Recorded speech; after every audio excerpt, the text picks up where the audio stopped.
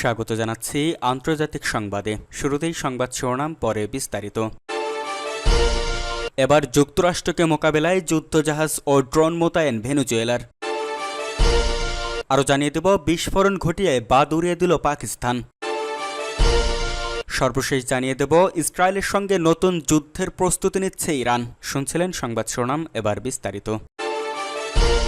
যুক্তরাষ্ট্রকে মোকাবেলায় যুদ্ধজাহাজ ও ড্রোন মোতায়েন ভেনেজুয়েলার। যুক্তরাষ্ট্র মাদক চক্র দমনের নামে একাধিক যুদ্ধজাহাজ ভেনেজুয়েলা উপকূলের কাছে পাঠানোর পর মার্কিন প্রেসিডেন্ট ডোনাল্ড ট্রাম্পকে ওপেন চ্যালেঞ্জ জানালেন দেশটির প্রেসিডেন্ট নিকোলাস মাদুরো। এতে দুই দেশের মধ্যে উত্তেজনা তীব্র আকার ধারণ করেছে। ভেনেজুয়েলা এরই মধ্যে তাদের ক্যারিবীয় উপকূল রক্ষায় যুদ্ধজাহাজ ও নজরদারি ড্রোন মোতায়েন করেছে। দেশটির প্রতিরক্ষামন্ত্রী ভ্লাদিমির পাদ্রিনো গত মঙ্গলবার সামাজিক যোগাযোগ মাধ্যমে পোস্ট করা এক ভিডিও বার্তায় জানান, সমুদ্র উপকূলে ড্রোন টহল জোরদার করা হয়েছে। ভেনেজুয়েলাকে রক্ষায় বৃহৎ নৌযান ও ড্রোন পাঠানো হয়েছে দেশের সীমানার উত্তর দিকের জলসীমায়। এর আগে গত সপ্তাহে যুক্তরাষ্ট্রের প্রেসিডেন্ট ডোনাল্ড ট্রাম্প প্রশাসন লাতিন আমেরিকার মাদকচক্র দমনের জন্য 3টি উভচর যুদ্ধজাহাজ ক্যারিবীয় সাগরে মোতায়েনের ঘোষণা দেয়। এই অভিযানে 2টি যুদ্ধজাহাজ, একটি গাইডেড মিসাইল ক্রুজার এবং একটি পারমাণবিক সাবমেরিন সহ 4000-এর বেশি সেনা মোতায়েনের ঘোষণা দিয়েছেন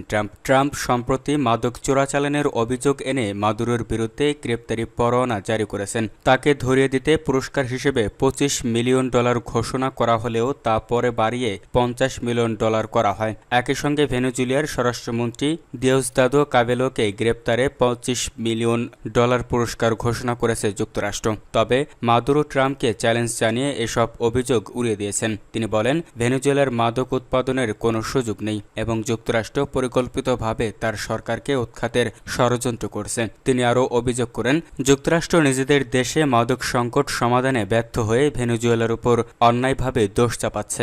দেশটির প্রতিরক্ষামন্ত্রী জানান, পূর্বাঞ্চলে চালানো অভিযানে বেশ কয়েকটি অবৈধ জাহাজ ঘাঁটি ধ্বংস করা হয়েছে, যেখানে অপরাধীরা মাদক পরিবহনের জন্য আধা সাবমেরিন ও নৌকা প্রস্তুত করছিল।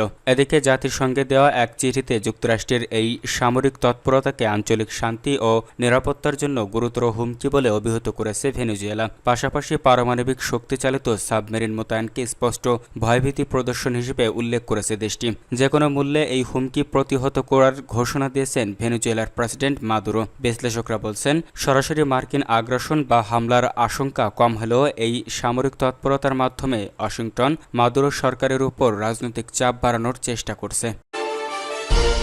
বিস্ফোরণ ঘটিয়ে বাদ উড়িয়ে দিল পাকিস্তান। ভারতের সীমান্তে প্রবল বর্ষণের ফলে পাকিস্তানের পূর্ব দিকে 3টি অন্তঃসীমান্ত নদী অস্বাভাবিকভাবে ফুলে উঠেছে। এ কারণে পানির তীব্র চাপ বৃদ্ধি পাওয়ায় পাকিস্তানের কর্তৃপক্ষ একটি বাঁধের পাশে তীররক্ষা বাঁধ বিস্ফোরণ ঘটিয়ে উড়িয়ে দিয়েছে। এক প্রতিবেদনে এই খবর জানিয়েছে ফ্রান্স 24। বুধবার 27 আগস্ট এই তীররক্ষা বাঁধ উড়িয়ে দেওয়ায় বন্যার পানিতে বিশ্বের অন্যতম পবিত্র শিখ ধর্মীয় স্থান কর্তারপুর সাহিব তলিয়ে গেছে। প্রতিবেদনে বলা হয়, পাকিস্তানের পূর্বাঞ্চলের অন্তঃসীমান্ত 3 নদী চেনাব, রাভি ও সুতলেজ নদীতে অস্বাভাবিকভাবে বন্যার পানি বৃদ্ধি পেয়েছে, যে কারণে পাকিস্তানের পাঞ্জাব প্রদেশ জুড়ে বন্যার উচ্চ সতর্কতা জারি করা হয়েছে। পাকিস্তানের মোট জনসংখ্যার প্রায় অর্ধেক 255 মিলিয়ন মানুষের বসবাস রয়েছে পাঞ্জাব প্রদেশে। বন্যায় ভয়াবহ পরিস্থিতির আশঙ্কায় চেনাব, রাভি ও সুতলেজ নদীর তীরবর্তী এলাকা থেকে লাখ লাখ মানুষ ও গবাদি পশু সরিয়ে নেওয়ার কাজে সেনাবাহিনী মোতায়েন করা হয়েছে। দুর্যোগ কর্তৃপক্ষের মতে প্রায় 2,10,000 মানুষ অন্যত্র চলে গেছে। বুধবার পানির চাপ অত্যাধিক বাড়ায় চেনাব নদীর কাদিরাবাদ বাঁধের তীররক্ষা অংশে নিয়ন্ত্রিত বিস্ফোরণ ঘটিয়ে উড়িয়ে দিয়েছে কর্তৃপক্ষ। পাঞ্জাবের দুর্যোগ ব্যবস্থাপনা সংস্থার মুখপাত্র মাজার হোসেন বলেছেন, বাঁধের অবকাঠামো বাঁচাতে আমরা ডানপাশের তীররক্ষা বাঁধ ধ্বংস করে দিয়েছি, যাতে পানির চাপ কিছুটা কমে যায়। ভারতের সীমান্তের কাছে অবস্থিত পাকিস্তানের পাঞ্জাবে শিখদের অন্যতম পবিত্র স্থাপনা কাতারপুর মন্দিরের অবস্থান। শিখ ধর্মের প্রতিষ্ঠাতা গুরু নানক 1539 সালে এই মন্দিরে মারা যান। শিখদের কাছে অন্যতম পবিত্র হিসেবে বিবেচিত এই স্থাপনা বন্যার পানিতে তলিয়ে গেছে।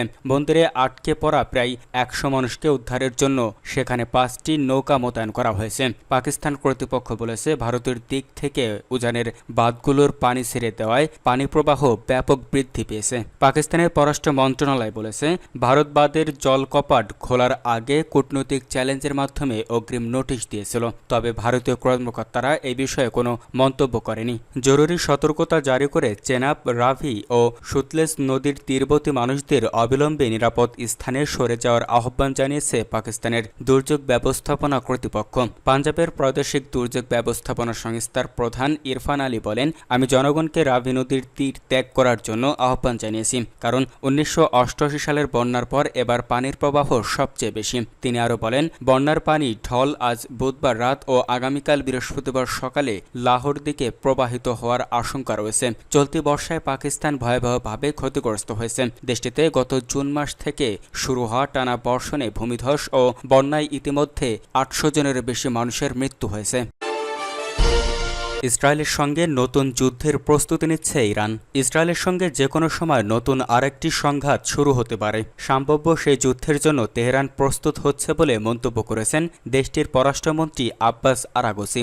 গত মঙ্গলবার সৌদি সংবাদ মাধ্যম আশরাক আল আউসাদকে দেওয়া সাক্ষাৎকারে তিনি বলেন, সবকিছুই সম্ভব এবং তেহরান সব পরিস্থিতির জন্য প্রস্তুত। আরাগচির ভাষায়, ভবিষ্যতে ইসরায়েলের সঙ্গে নতুন কোনো সংঘাত অসম্ভব নয়। ইরানের পররাষ্ট্রমন্ত্রী সাক্ষাৎকারটি দিয়েছেন জেদ্দায়, যেখানে তিনি ইসলামিক কোঅপারেশন অর্গানাইজেশনের বা ওআইসি পররাষ্ট্রমন্ত্রীরা গাজার পরিস্থিতি নিয়ে বৈঠক করেছেন।